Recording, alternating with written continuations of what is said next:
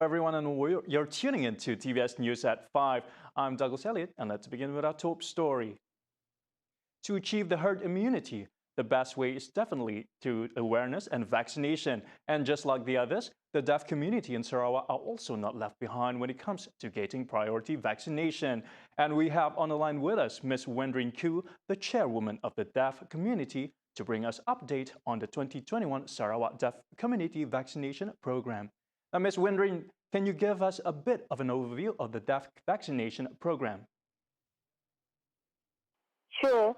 This is our first attempt. So, of course, we'd like to admit that the turnout rate is not more than 80% because some of the deaf members, they have no transportation. Okay, some they are working and some they got some work. And also they are staying quite far away from town, and quite many of them back to kampong, back to their villages. So our turnout rate for these 2 days is not more than 80%. However, we managed to reach out most of our deaf here. So we hope that we can still do the follow-up to ensure they get vaccination in the near future in our government vaccination centers.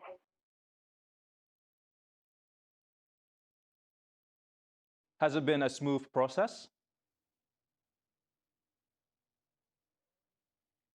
Oh, it was very smooth and it was very good because we got the feedback from our deaf members. Seems like they are they are fine with the vaccination. Okay, no no nothing like no headaches, no fever after the vaccination. Yeah. And right, will there be a campaign drive in other parts of Sarawak, perhaps? Yes, it is. In fact, in Miri, in Cebu, the deaf community there also carry out quite similar vaccination program there. Yeah, because we want to reach out to more deaf community throughout the nation as well. Yeah. And lastly, what are the means to facilitate those, especially those in remote areas? We also like to help those in remote areas. If some of the special needs group, for example, OKU, in fact, they have their own NGO to help them as well with KKN. So, of course, we, Society for the Deaf, we also do our best to help one another, especially to other NGOs. We want to help each other and to pull through this very difficult pandemic time. We understand that there are many families affected, right? So, of course, like we have to educate our deaf members to protect themselves. So we hope that through this vaccination program, we can reach out to more deaf members and also their families. Then they know how to protect themselves and also protect others. Right. Thank you very much for your time, Ms. Wendrin. Moving along, about 33% of Malaysians from the B40 category are suffering from one or more non-infectious diseases. However, according to the Health Minister, Datuk Sri Dr. Adham Baba, there may be a different concern that should be addressed. Seramai 151,000 729 rakyat kumpulan B40, iaitu 33% daripada 457,462 penerima apa yang dipanggil skim peduli kesihatan. Jumlah ini melibatkan kumpulan B40 yang sebelum ini tidak pernah mengetahui mereka menghidapi penyakit tidak berjangkit. The most prevalent non-infectious disease detected through PKB40 is high cholesterol at 29.8%, followed by hypertension at 13.8%, diabetes at 10.4%, depression at 1.6%, anxiety at 1.4%, and others such as obesity. Untuk makluman, sebelum menjalani saringan kesihatan PKB40, mereka tidak pernah sebenarnya menjalani saringan kesihatan seumpamanya, apatah lagi mendapatkan rawatan susulan. Untuk itu, skim PKB40 yang diuruskan oleh Protect Health Corporation Sdn Bhd, iaitu anak syarikat tidak berasaskan keuntungan milik penuh Kementerian Kesihatan Malaysia, memberikan 4 manfaat. Yang pertama, manfaat pertama, saringan kesihatan sendiri. Kedua, saringan kesihatan. Kedua, bantuan alat perubatan sehinggalah kos menjangkau RM20,000 boleh diberikan. Ketiga, insentif melengkapkan rawatan kanser berjumlah RM1,000 dan insentif tambang pengangkutan sehingga RM1,000. PKB40 was established in April 2019 and has been gathering data from all applicants until December of last year. Applicants underwent a series of health screening, including health history, physical checking, mental health screening, prostate and breast cancer screening, as well as blood and urine tests. Dr. Adam further added a total of 62.5 million ringgit was spent on the PKB40 group, and of this amount, 38.5 million ringgit went to the health screening efforts.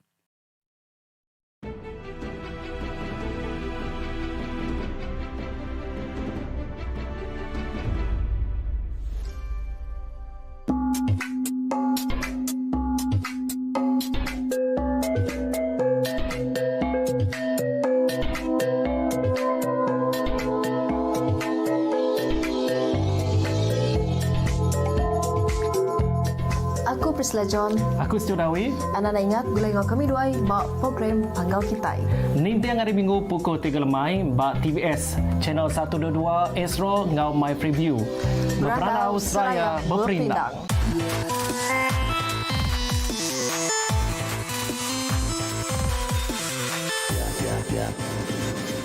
Hello everyone, I'm Iki. Guess what? Rhythm of Borneo will be back for its brand new season. So be sure to check out new episodes of Rhythm of Borneo every Saturday, 3 p.m. only on TVS channel 122 Astro as well as My TV. See you guys there.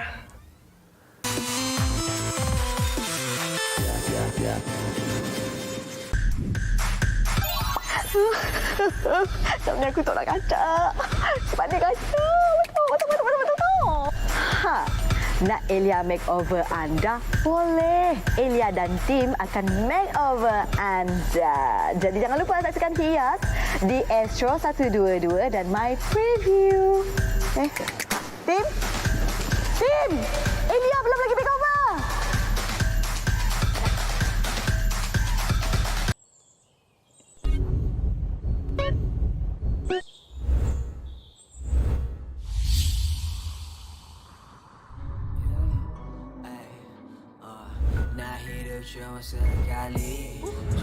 Jangan lupa saksikan hasil-hasil setiap Sabtu 1.45 petang hanya di TVS saluran 122 Astro and My Preview.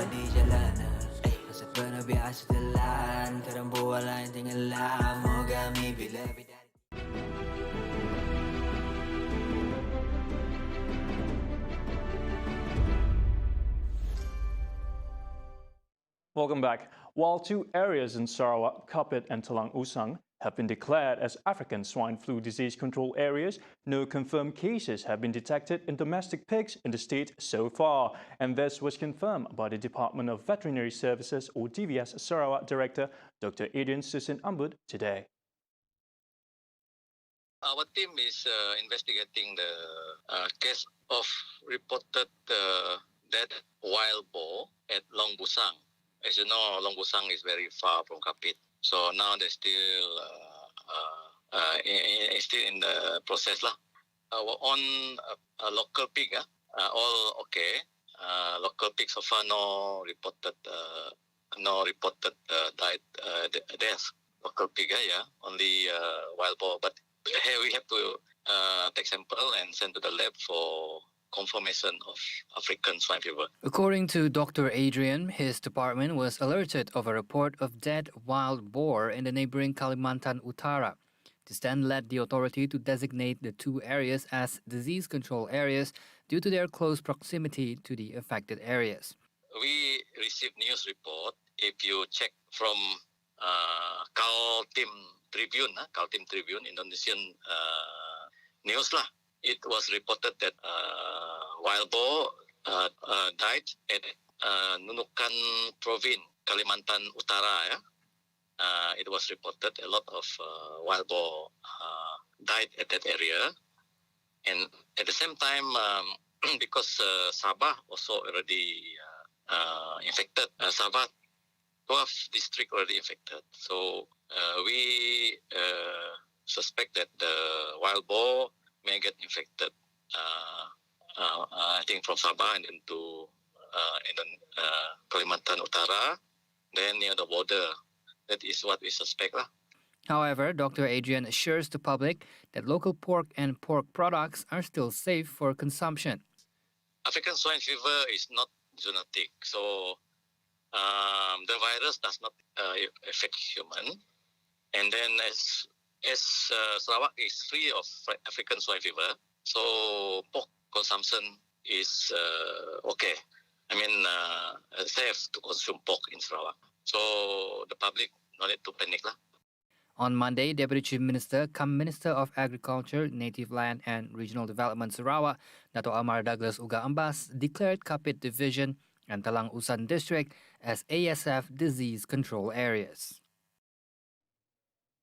Yesterday's announcement regarding the Parliament sitting on July 26 may result in unpreparedness for those involved, says Dato' Sri Wan Junaidi Tuanku Jafar, Minister of Entrepreneur Development and Cooperatives.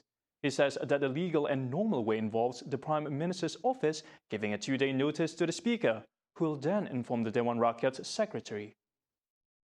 The Secretary of Dewan Rakyat will then be given time to prepare a parliamentary notice to be distributed to all members of Parliament within 28 days, according to Dewan Rakyat Rule 9. And according to Wan Junaidi, the details, date and time should differ from the one stated in the order, and rules should be attached to the notice. In a statement on Monday, the PMO announced that Parliament will convene for 5 days starting July 26. Dewan Rakyat proceedings will go on from July 26 to July 29th and August 2nd. Meanwhile, Dewan Negara will convene for 3 days beginning August 3rd to August 5th.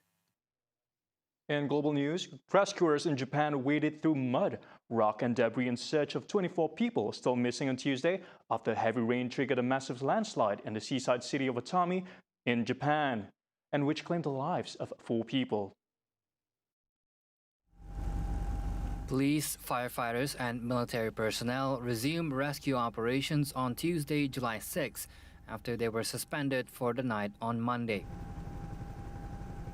The operation heavily depends on rescuers working with their hands, as the use of heavy machinery has been deemed too dangerous for any survivors who may be alive under the mud.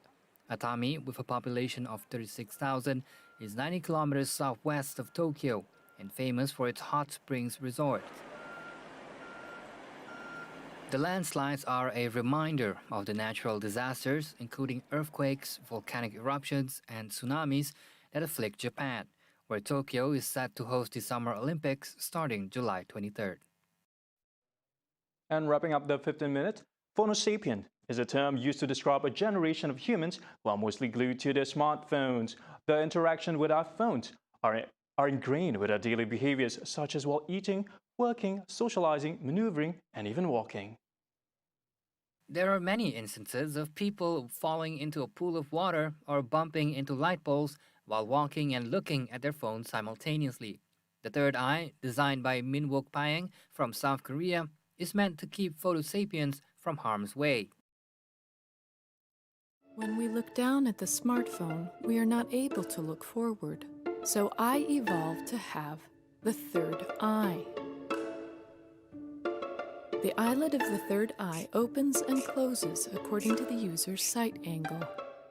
The third eye is encased in a translucent plastic case that is stuck on the user's forehead with a thin gel pad. Sensor on the device can detect when a user bends their neck, and that causes the eyelids to open. This black component that looks like a pupil is an ultrasonic sensor which can detect obstacles ahead and warn the user with a beeping sound.